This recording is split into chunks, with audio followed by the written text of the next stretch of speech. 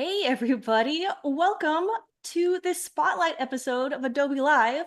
I'm Katya Ross, and you might be able to tell, but I'm super excited about this one because we have Con McHugh here, and he's going to tell us all about what he does. And if you know about his work, you know why you should stick around. But if you have any interest in editorial illustration or motion or analog style animation, you're in the right place. So, hey, Con, how are you doing today? Hello. Yeah, really good, thanks. Yeah, excited to Awesome. be here. Thank you. Thanks so much for inviting me. It's our pleasure to have you, and I hope everybody in the chat is doing well. We are spanning a lot of time zones. I'm in the Oh, center wicked. of the United States, and you're in Bristol, right?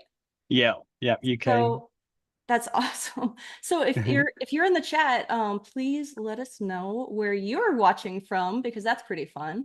Um, but yeah, Con, I am so stoked to be talking with you. Do you want to Oh, maybe thanks. tell people a little bit about yourself, what you're doing, what you're up to these days? Yeah, of course. So yeah, my name's Con. I'm an illustrator slash animator. Um, and yeah, the work I do is I do a lot of kind of looping animations. And I kind of work in quite an analog style. So I like things that are kind of really analog and hand drawn and textured. And yeah, I think I'm kind of crossing the line from illustration into animation a little bit. Um, so yeah, that's kind of what I do. Yeah. Fantastic. Yeah, I'm really excited to delve into that a lot more. The bridge from illustration to motion graphics and motion, I think, is something that a lot of people are really curious about. And you and your work is such a fantastic example. So Oh, thank really you. excited to ask. Oh, hey, there's lots of people. There's Trent River, Ontario, Germany. We've got Berlin. Hey, Wow. wow, Bend, Oregon. Calling you a legend, which I Oh, fully agree with. that's Already nice. going great. Um, so I guess my first question that I've been wondering is how did you find yourself where you are now? How have you always been interested in illustration, in motion? Where did you start picking up Um, trail? So yeah, I've always wanted to be a artist or an illustrator, I think. And I think that's always kind of been the dream. And yeah, from kind of as long as I can remember really. So I think there did so when I went to kind of secondary school, I think a lot of illustrators have this as well. Where I was kind of advised that graphic design was a kind of more sensible option. Hmm. And so I then decided, I'm going to be a graphic designer then. And saying that though, I don't necessarily regret going into design. So I have quite a big kind of background in design, kind of branding design and packaging design, which I think has been really valuable in my illustration stuff as well. But yeah, I kind of studied design in Norwich University of the Arts, which was really great course. It was kind of all about bringing kind of big ideas to your work, and that's also kind of yeah, that's a big part of my kind of process. I'd like to think about what the idea is kind of foremost. I think it's and then what happened after that. So yeah, I worked in design kind of for 10 years, Nice. and kind of mainly in London and Bristol as well. And then I think when COVID came around, I found like a lot of people a bit more time to invest in my interests, or what was then kind of more of a hobby, I suppose. I've always done illustration outside of work, um, outside of design work, and I think yeah, I found more time for that. Then when kind of COVID ended and me and my partner decided to move to Bristol, um, and yeah, that's when I think my illustration career kind of really started, which Nice. yeah, I consider myself quite a new illustrator still. I think it's been a couple of years really where I've been taking in commissions, and it's all been really exciting, and it kind of yeah, I've forgotten what the question was. That's okay. No, that's fantastic. That's everything I wanted to know. So you had to design background and then moved more Yes, and more yeah. towards your passion of illustration. That's Yes, yeah. fantastic. Um, and then at what point did you make the leap from illustration then even further into motion? That's a big leap. So yeah, I think lots of little things really. There was so a couple of years ago I did a kind of Inktober like Instagram challenge, Nice. which I think of one of those kind of moments where I think I kind of started to find my groove a little bit and realize what I like doing. I think because of the format of the kind of Inktober, it was called Peachtober, but it's not as well known, so I'll just say Inktober, but it was called Peachtober. And I think the format of it, not the format, sorry, but the challenge is like you have to think very quickly and do something in a day. And I think from that, I kind of found what was like sitting at the top of my head a little bit more and was more kind of what I drew quite naturally. So that was a kind of a learning point for me, I think. And that's when I started bringing animation to my work as well. And I didn't, yeah, I don't, I've never really done any kind of big like courses in animation. So I think I was always really interested in kind of, I suppose, just kind of making things move and not necessarily trying to create things that look really polished because I quite like when things look a little bit amateur and kind of you can see all the imperfections and things. So yeah, that's where I started playing around with animation, and then I did a poster for Bristol Jazz Festival, Mhm. which this was a couple of years ago, like kind of following that Peachtober challenge. And this, I kind of feel like this is like the marker of when I started kind of really started in my career as an illustrator, really. Um, so I did this, it was just a kind of self-initiated project. It wasn't for Bristol Jazz Festival. And it was, yeah, using some of the stuff that I'd kind of learned from that Peachtober challenge. And yeah, so that basically that very kind of it was a really exciting time because I shared that and that did really well on the internet. I remember And seeing it. wicked. Yeah, I remember I was on holiday with some friends and there was like no Wi-Fi, so I kind of posted it, and then you had to go like right to the bottom of the garden to kind of check your notifications on your phone. So like 24 hours later, went to the bottom of the garden and like held my phone up to check my And notifications, it and this, exploded. yeah, it was really, really exciting. It had kind of thousands of views on it and kind of hundreds of followers started coming through on Instagram and TikTok really quickly. Um, yeah, and it's really exciting and very terrifying as well Yeah. because because Overwhelming a little bit. yeah, definitely. I'm quite a quiet person, quite shy. So yeah, it was a lot to kind of get used to knowing that there's lots of eyes looking at the things that I'm sharing, which is yeah, it's I don't want to sound negative because it is really exciting, but No, also it makes was sense. quite scary as well. Yeah. Well, the reception seems to be wonderful. It seems like you've done a ton more motion work since then. So that was a fantastic catalyst. And it seems like you've done more, especially with jazz and with music clients. Is that right? Yeah. So yeah, fast forward a year from Bristol Jazz Festival, I kind of reached out to them and asked if they were interested in doing if in working together on their official poster, and they were, which was really exciting because it was nice to see that all the work that went into that kind of come back round, and that was really rewarding. And that was yeah, that was yeah, big deal for me, I think, because it involved doing the poster design for that year, and doing kind of animated projections for the kind of exterior of the building, which was really, really cool. And yeah, it's kind of amazing how quickly that kind of job came around. It kind of happened so quickly. I was still kind of just in shock That's of fantastic. yeah, um yeah, but yeah, I work I worked with a jazz musician recently. He's Adrian Cox. He's a really talented jazz clarinetist. I'm a big fan of his, and he reached out following this year's Bristol Jazz Festival, and yeah, he kind of inquired about album artwork and um, an animated tour poster, and so I've worked on a couple of kind of jazzy music projects, which I quite like. That's fantastic. Yeah, with the digitization of posters and marketing, I love how much motion is able to be used for things that used to be print, but now we get to have Yeah, digitally with motion.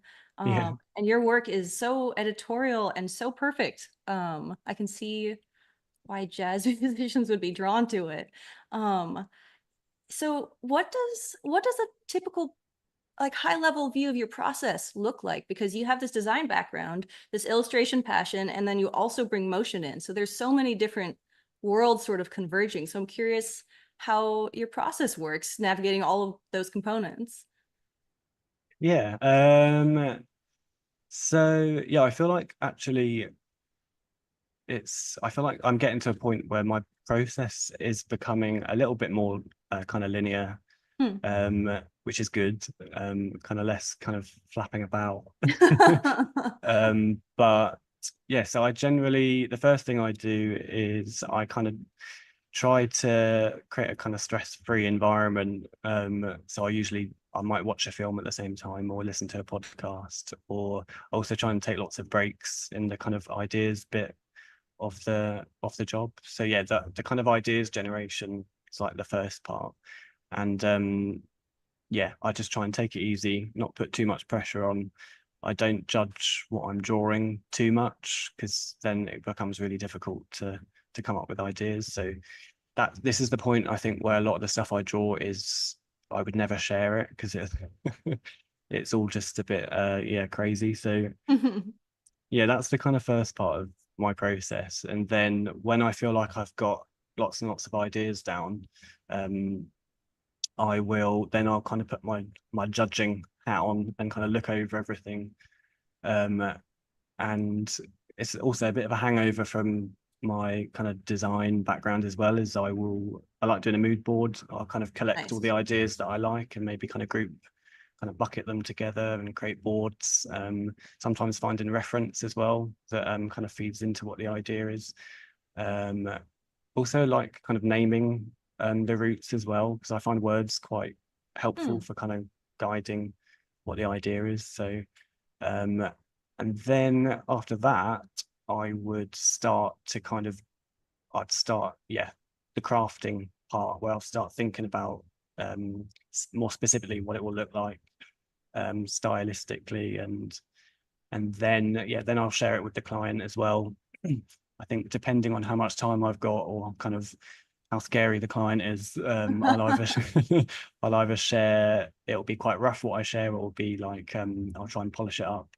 Um, and yeah, when they choose a route, then it kind of, that's the nice part, I think, because then the road is kind of set, you know what you're doing. You've got through the stressful bit, which is the kind of coming up with the idea, and Mhm. not stressful, sorry, it's very fun. No, I understand it can be both. um, and yeah, that's the fun bit, I think, when everyone's happy with the idea and you can kind of start crafting into it. And yeah, that's probably my favorite part of the process. Nice. Yeah. Awesome. Um, and so let's see, the chat is hanging out with us. You put your projects together in After Effects, is that right? In like sort of the end part of your process? Yeah, so I think fairly recently as well, I've started relying on After Effects to do a lot of the post-production process, and particularly for quite complex stuff as well. I think it saved me a lot of time, Hmm. because if you're trying to kind of animate something that's very complicated, all frame by frame, say it's got lots of elements like typography and characters, um, I think you can quite easily give yourself a bit of a headache. So Mhm. I yeah, now I kind of lean on After Effects a lot to bring all those elements together into one composition. Um, yeah, which has saved me so much time. And now I kind of I that's a part of my process really. Awesome. Is there any Yeah. chance you'd want to give us a little peek at that? Yeah, If you're so absolutely. lucky. Awesome. Um, can you see my screen? Chad, Right. can everybody see the back of the class, the front of the class? All good? Yeah. I think we are. Um, yeah, I was just going to chat through this project really, because this is just to talk through what the project is. This is for Adrian Cox. It was his event poster for his tour that he's doing, which is called Making Runs. So it's kind of like ragtag jazz music from New Orleans. And I had the idea of having these little guys coming in and they get given a little musical note head. We've got Adrian's jazz clarinet up here. um, yeah, and so I think, yeah, this is one of the kind of most complicated things I think I've really done, to be honest, because it has the typography, it has a bit of mixed media approach with Everything, yeah. yeah, a lot going on. And also it's the first time I tried to kind of animate a walking cycle as well. So that was quite daunting, but I had a lot of fun with it. Kind of filming myself dancing around the studio. Awesome. Um, so yeah, what I kind of used After Effects specifically for was each of these elements. So this guy, these people in the background walking in, and all of these separate elements, these people in the foreground. I'd kind of import all of those, each of those elements, all of those frames into a composition, and then kind of compile them all in After Effects. And I can kind of demonstrate that a little bit to make it a bit clearer, because I know when I'm looking at someone talk through their files, I don't know how much of it I retain. So I'll do my best. um, so I don't know if you can see these down here, but I've got like, yeah, um I've kind of tried to make this file as clean and accessible as possible to show it to you guys today, because yeah, I definitely don't necessarily work in an orderly fashion, so I needed to clear up this file a little bit. So I've named all these a bit clearer so you can kind of see everything that's going on. But yeah, so I kind of make a composition that's a little bit bigger than it needs to be, just so I can kind of figure out what crops it will have. Like it will get cropped for reels and it will get cropped for the Instagram feed. This Mhm. one, because it was a project quite specifically for socials, it needed, yeah, the main consideration was how it would look on a phone. Um, but yeah, so I've got this kind of crop in the foreground, and then this one here, which kind of shows how it would crop on a reel.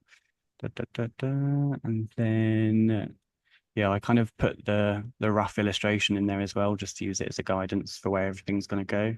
So that's the kind of rough edit that we finalized and signed off before I started animating it. Nice. Um, and yeah, so if I click into background folk, oh no, wait, actually I won't do that. If I go into these guys, so this is all a separate animation. Um, and yeah, they're all kind of animated by hand and then imported into After Effects. So yeah, I kind of see what happens if I do this. Oh yeah, look. So these are kind of all the frames that I've drawn. And in After Effects, what's really nice is you can kind of select all these frames. You can click PNG sequence and then open that, and it kind of imports it in as an animation with a nice transparent background, which is pretty cool. Great. um, and yeah, so that will come in and it will be like a crazy high frame rate, which you have to kind of edit. But yeah, when that's its own composition, that means I can kind of drop it in here and I can kind of move that around and figure out where it looks cool. Oh yeah, sorry. Let me get rid of that. So yeah, the clarinet here, maybe I can click into that. So this, I think I edited all the frames of this in Photoshop just to I kind of created lots of versions of this image with kind of slightly different textures.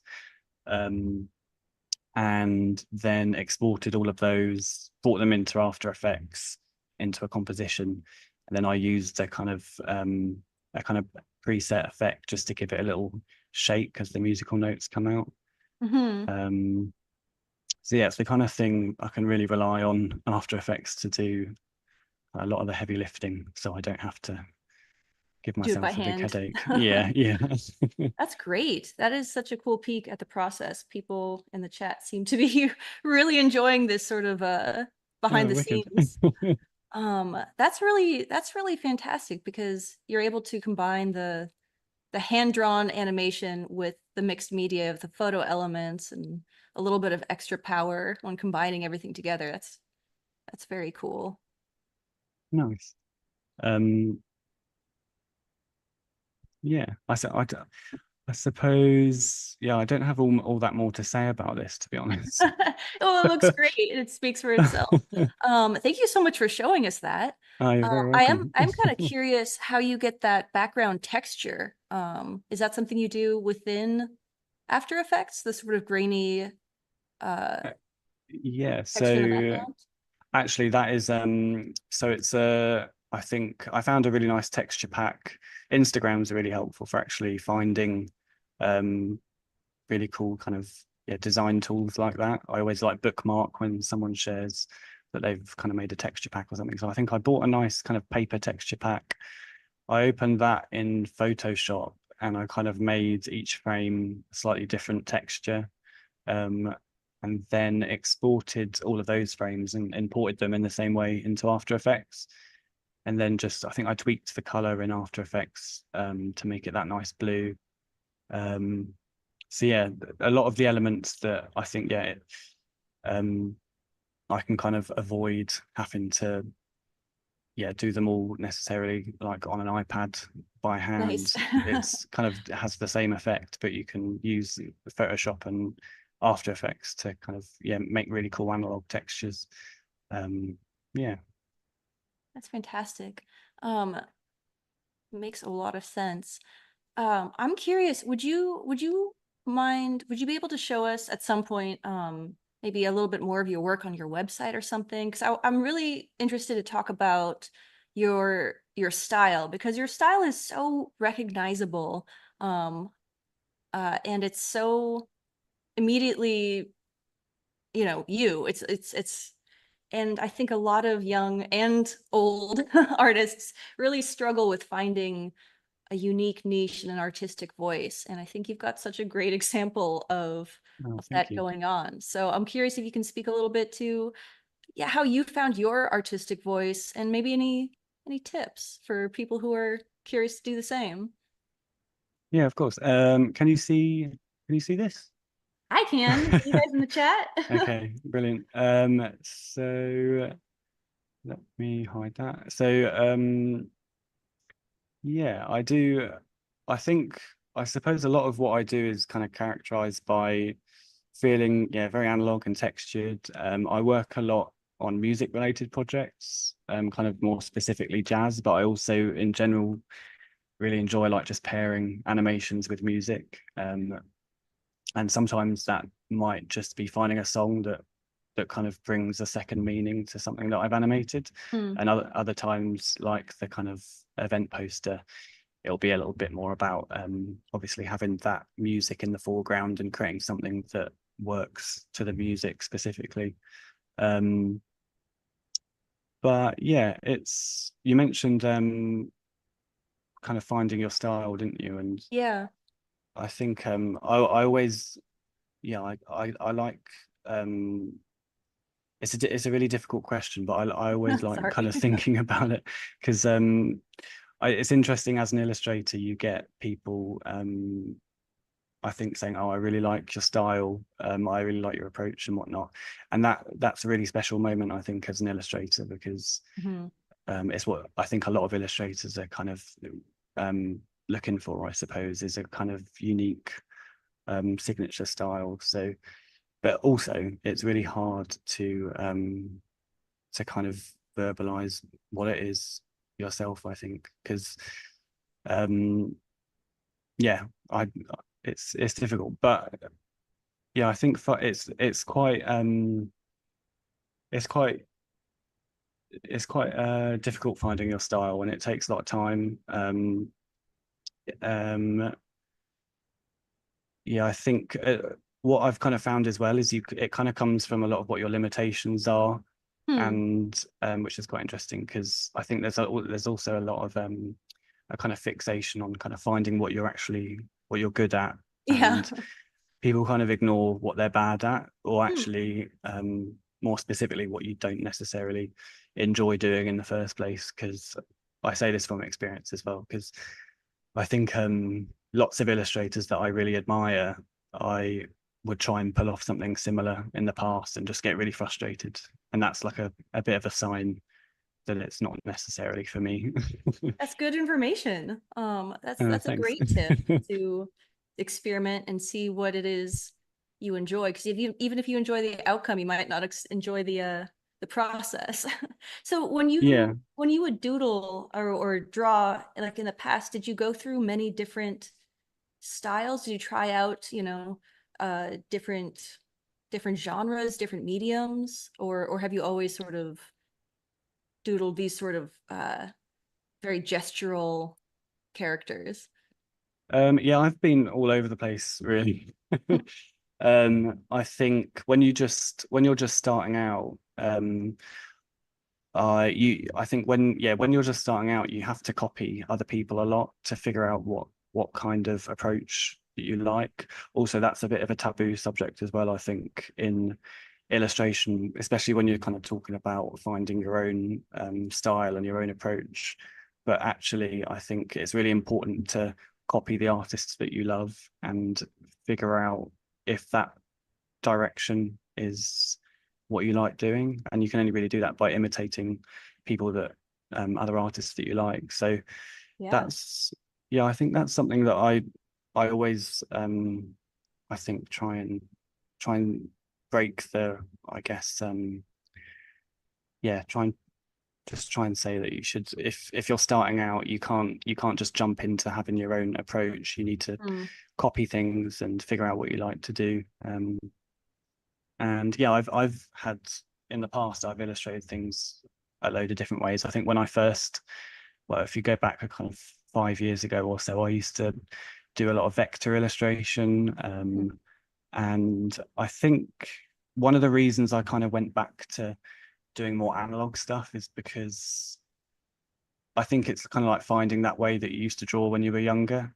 Hmm. And I feel like a lot of being an adult is trying to kind of reconnect with things that you used to kind of enjoy when you were younger. So I think yeah, a lot of the approach that I've had has been yeah, trying to find what feels right for me, what I enjoy, what comes easy. Um what else? Also I think because I worked in design, when I was doing illustration on the side, I had to almost find a way to make it feel a little bit more separate to what I was doing in design. Huh. So obviously, and I think on design, I was obviously working on the screen a lot. And I think one way to make illustration feel like a hobby again was to do things by hand. And that's when I bought an iPad and decided that I really wanted to kind of illustrate things more hand rendered. I know it's another screen really, but the illusion of drawing on I a get it. yeah That's fantastic. um yeah And yeah, going back to this whole analog thing. So do you draw on paper and iPad when you're first getting ideas down? Do you kind of switch back and forth? yeah I do I think the process is less linear than I would like to That's to fine. say. But yeah, the first thing I do is I draw. I have a big layout pad now that I use, actually, like a big kind of A3 layout pad, because I feel like that takes the pressure off what you're drawing a bit, because the Hmm. paper's really thin, and that's also similar to if you're a designer, I suppose. You start off using layout pads a lot, and so I kind of went back to using a layout pad recently. It's kind of interesting because I feel like as my confidence has grown as an illustrator, my layout pads get bigger and bigger. So when I first started, my sketchbook was very, very small. And I could take that around and sketch things kind of secretly, not secretly, sorry, but yeah, not no one could kind of look over my shoulder because I was very paranoid. But as I've got more confident, I've got big layout pad now. Um, and yeah. So what was the question again? I just wanted to know more about this hand-drawn feeling, because it seems like you start with the hand-drawn, but then you move into these digital programs, but they still have such a nice pen and ink quality to them. And I would love to know more about how or why you add in these sort of risograph print-like textures and in order to achieve sort of the final feeling, because you could very well move into full vector, and that would be such a different end vibe and feeling. um Yeah. I think again a lot of it kind of started with trying to have a point of difference from what was my day job in design. So where I'd be designing for brands, it would all be vector. And yeah, I think it's almost in my head, it was like, how can I get myself to draw again, um, and treat it like a hobby? So it's yeah, I suppose what I'm trying to say is I just really enjoy it. that's a great Um, answer. um, yeah, I think also what's quite nice with adding texture to things is you can draw something really simple and then animate something that's very, very simple, but then you can spend lots of time just bringing texture to things, and there's no stress in that part of the job. It's quite a nice kind of zen part of the job where you're just kind of enhancing something that you've drawn and adding texture to it. And yeah, it's quite meditative, I think. Nice. Yeah, I've heard that about people doing motion, because the process can be so so long. And speaking of, I'm curious how long it takes you. I'm sure it varies, but how long does it typically take to do one of your full loops? Because drawing hand frames frame by frame is it's an intense process. Yeah, it does. It takes a lot of time. I think as I've gotten more experienced, it definitely takes a little bit less time than it used to. So this little pencil guy, for example, Hmm. if you kind of look past the concepting part of this job, the animation probably took probably let me think, probably about maybe 4 to 5 hours.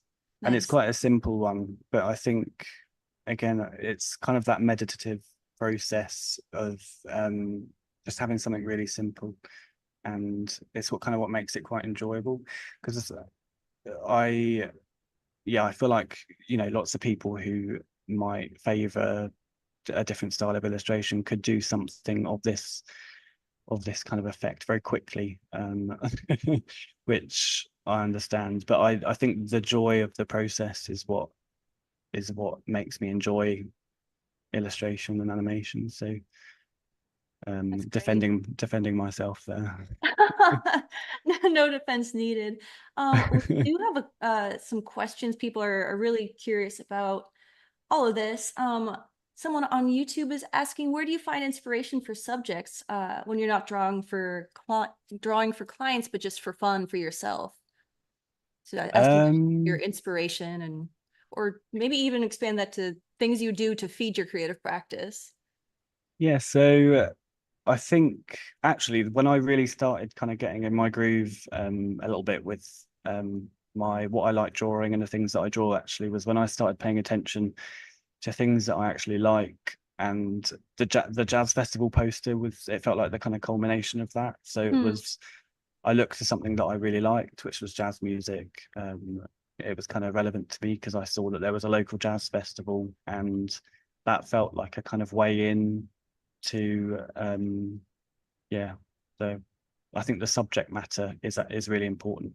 And I think I suppose how you could apply that for somebody else, I suppose, is if someone really likes coffee, for example, or I'm trying to think of something random, then they could do some coffee packaging illustrations. Or if someone really likes going to the gym and sports, then they can do something for the Olympics. Or I think that's often the kind of clues are closer than you think in terms of what I you like could that. draw. I like that a lot. The clues are closer than you think, guys. Write Yeah. that down.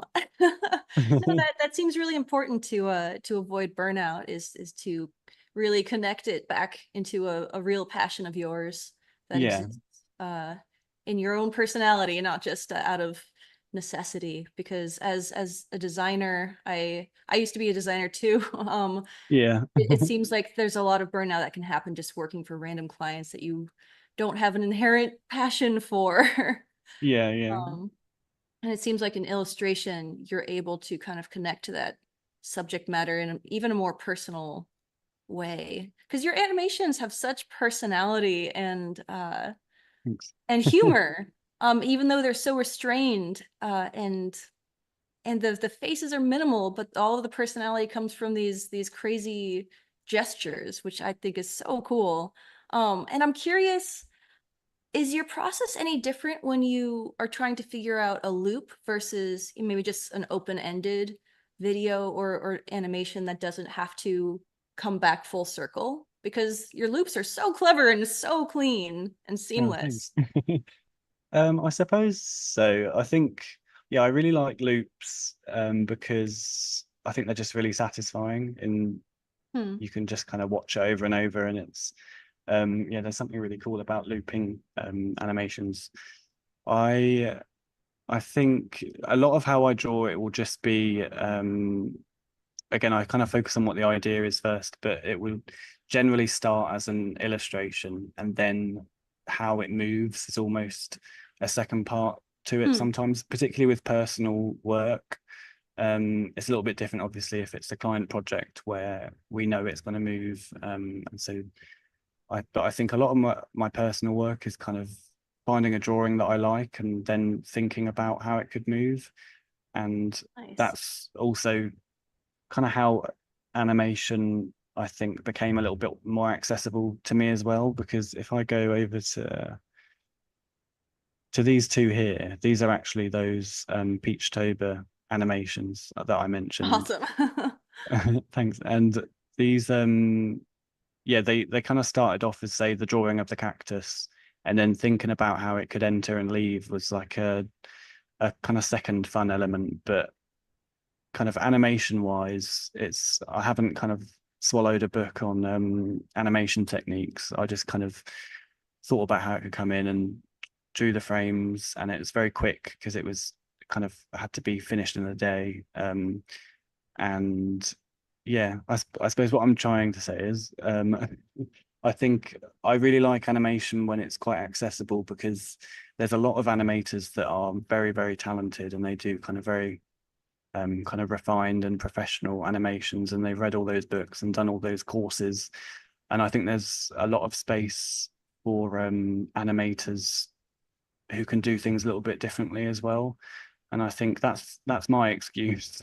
I think, yeah, trying to like leave all those little mistakes in and a big I really like Angela Kirkwood as well, who does really cool animations that are quite I listened to a talk that she gave as well where she spoke about the same thing about kind of finding animation. I think a little it's not very accessible, it's quite daunting. Mhm. And actually if you kind of just jump in and do it and hit play and watch it back, it's I think there's something really like charming about um yeah, wobbly, messy animations.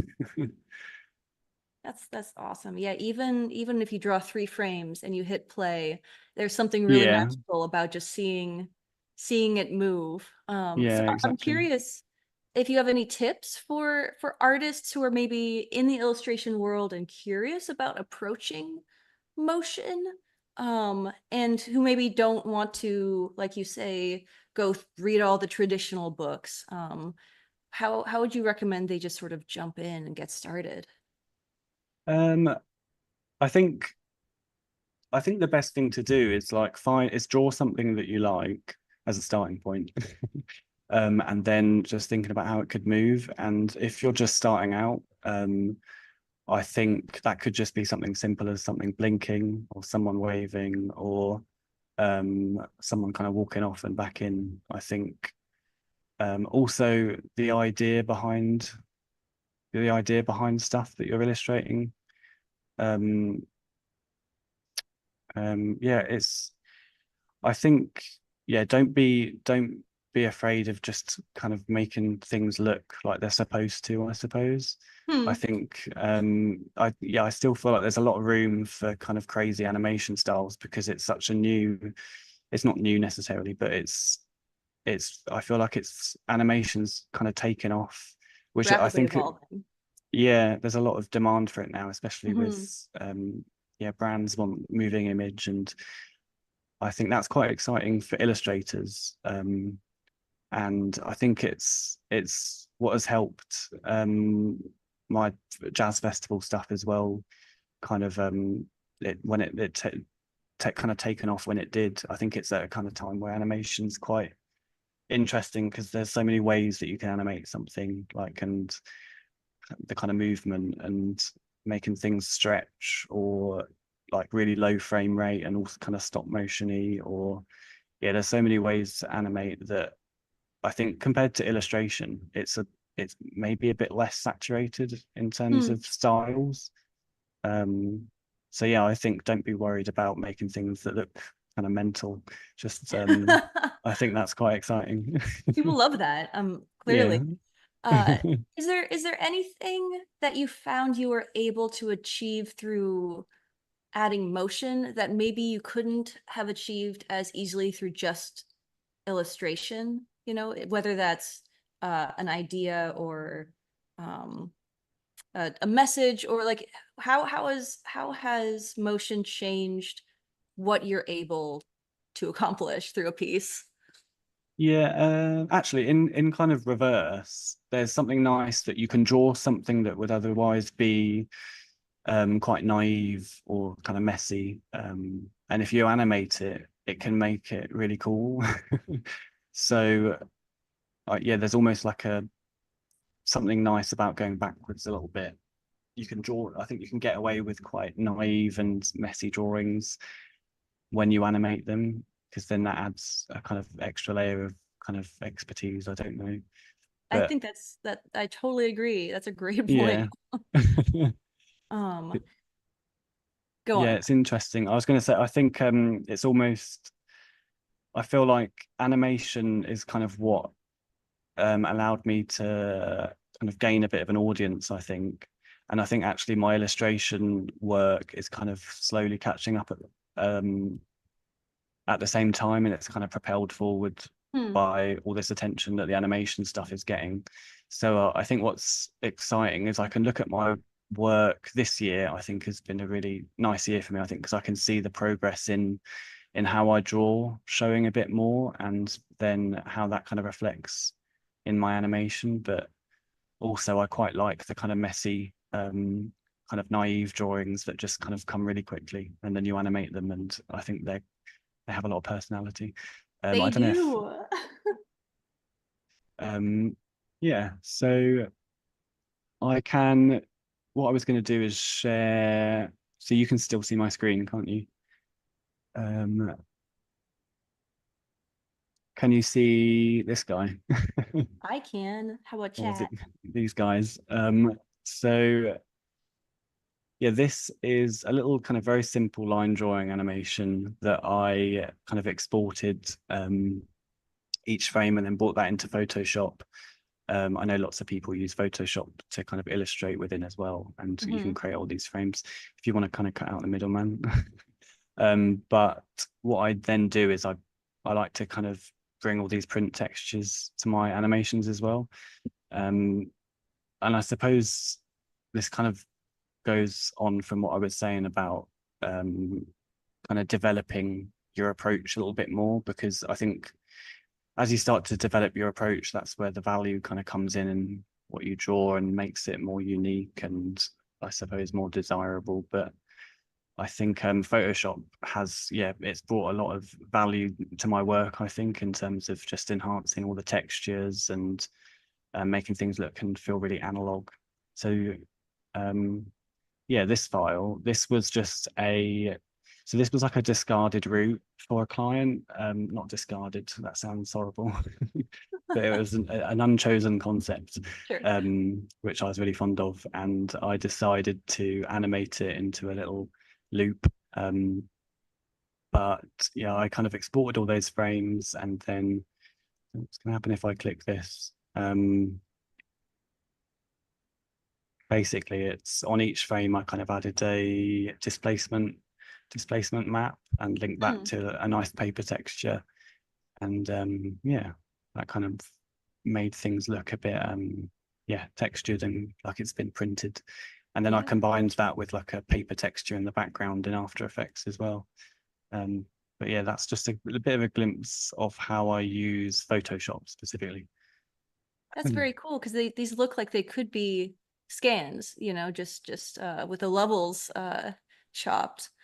That's really neat. So these are do you when you apply the smart filters, do you change the level of displacement Yeah, from so yeah, but I think on each one I kind of like make a little bit different, so that I think that's why I do it within Photoshop as opposed to say After Effects, because you have a little bit more control and it still feels like you've got that kind of handcrafted element. Um, so yeah, I kind of apply different paper textures to each frame so they all feel a bit different. Um, I think one thing I like to do, and one thing I like to do is basically make each frame kind of unique, I suppose. And so even when the frames are kind of still, each one will be drawn because I think it's just part of the process that I really like, and I like how it kind of makes things wobble when things aren't moving. But yeah, that kind of applies here in how I've kind of added a texture to each frame individually and made each texture a little bit different. So yeah, it feels almost like it's been kind of photographed on Mhm. paper. That's the kind of look I was going for, I suppose. I mean, it's absolutely perfect for, I think what's extremely popular in the editorial style right now. Your style is it's so clean and you can definitely tell that you were a designer, but each frame is so detailed, just not in a cluttered way. And Yeah, man, thanks. that makes for such a cool end product that I think even at a glance, even when this is shrunk down on a web page, you can tell the personality that's gone into it. Yeah, thank you. Um, yeah, sorry, just to add in my own observations there, compliments. Yeah, it's really Um, nice to hear. well, hey, if anybody in the chat has some questions, we're getting to the point where I could toss a few out from YouTube and Behance. Thanks for watching, you guys. But yeah, um I am curious if there are any other applications of motion that you would want to pursue more in the future, because you mentioned the projection on the building, which I think is a phenomenal use for motion, and you've had some of these mixed media where you have your motion on the record player, I believe, for one of the Bristol events. So I'm curious if you would pursue mixed media or projection, or if there's anything new that you're curious about delving into that maybe we could keep an eye out from you for. Yeah, I think one thing that I always have in my mind is I think every project I do, I want to make it a little bit different to the last. Because I don't know, I don't know if I want to kind of stay within the same space forever. I feel like I want to most illustrators and animators I think do kind of progress, and they don't necessarily stay within the same style. It's not saying that necessarily I want to do something completely different, but I think I'm, yeah, interested in seeing how my approach kind of evolves going forward a little bit. And I think, yeah, mixed media is something that I've done a lot of lately as a way of kind of yeah, doing something a little bit different. But yeah, I think this year I've done a lot of mixed media. I don't know if you can still see my screen, but um the album cover that I did for Adrian Cox for the Making Runs project, this was it was kind of, it started as a line drawing and then was almost trying to push it a little bit to do something a little bit different to what I'd usually do, or what you might expect usually. So, and also kind of bringing that idea element to it as well. So it had a little bit of an idea in it. And that was all kind of photographed and edited in Photoshop. And yeah, it was kind of made out of a garden wire, because it's quite hard to mold a shape out of an aux cable. Wow, so you actually created that physically and had it photographed. Yeah, so I Wow, bought like three different thicknesses of garden wire off of Amazon, and then man. made a load of these little sculptures, photographed it, and then kind of brought it into Photoshop and just through lots of editing and whatnot at it. That's very cool. And yet being a completely different set of materials, it's so consistent with all the other material you made. Oh, thanks. That's extremely cool. Um, yeah, people are let's see, are there any questions? What programs do you use?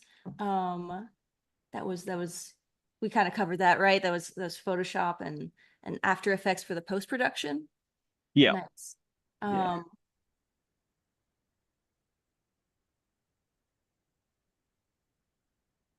so we've got a question from YouTube. How do you make these projects less daunting when you're getting going with these animations? Because yeah, animation can yeah, be yeah, very daunting, especially looking at the After Effects interface and you know all the yeah, frames stacking up. yeah. I very much understand the daunting part. I think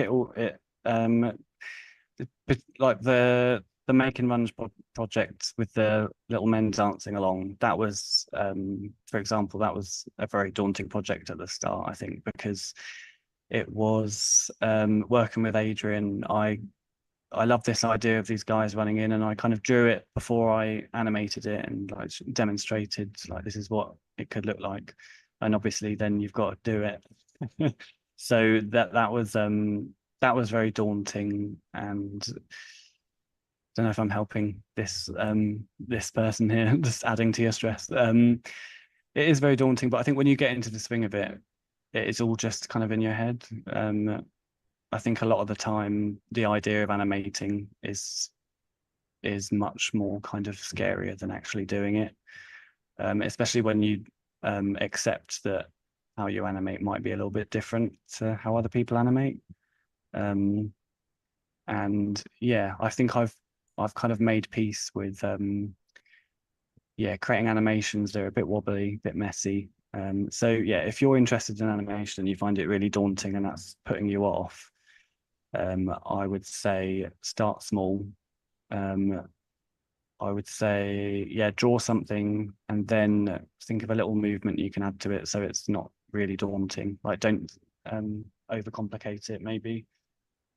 Um, and I think your confidence will probably grow from there. Mine definitely did. I started small and got a little bit more confident in telling a little bit more of a story over time. And yeah, That's great. Yeah, one frame at a time, right? You can only draw yeah, one yeah, at exactly. a Yeah, time. I need to write Um, that down. we got another question, which I would also like to know. How have your ideas or maybe your style changed as you've learned new media? Like, has the new material you've been working with changed your style and how it evolves? Um, I think it's a hard question, but I will do my best. I think I think the thing that kind of is the thing that connects all of my work together is that I want to make sure it's very hand rendered and each frame is kind of individually drawn, and so things wobble, and I don't ever want things to look too digital.